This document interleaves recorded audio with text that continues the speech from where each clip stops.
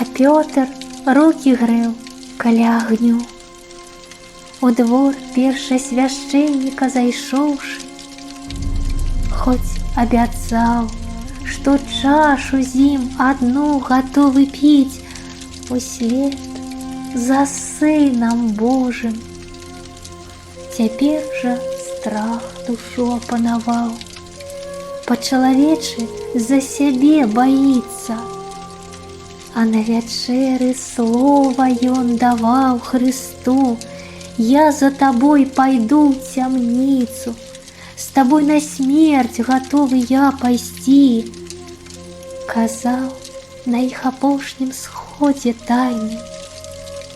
Што галаву апостол апусціў, ці то схаваўся, каб не быць пазнаным. Хрыста на суд няправедны вядуць. Звязалі рукі, каб яго зняважыць. А Пётр у двары застаўся тут. Прыгледзіцца служанка і заўважыць: «І ты таксама быў з ім, сапраўды». Ёй у адказ з рашучасцю пярэчыць: «Не знаю, пра каго мне кажаш ты». І нехта з іншых двух пасля засведчаць.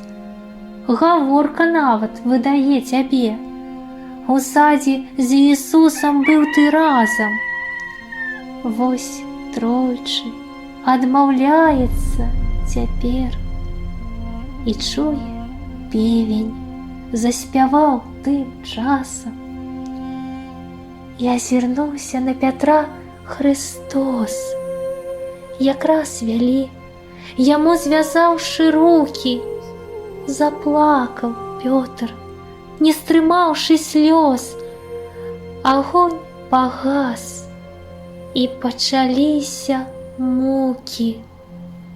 Крыжовы шлях, самота, забыццё, цвікі, распяцце, смерць і пахаванне.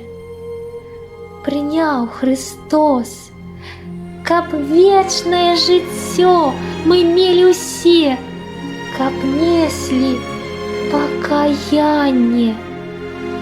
Як Пётр мовіў тройчы пра любоў, бо сам Хрыстос задаў пытанне тройчы.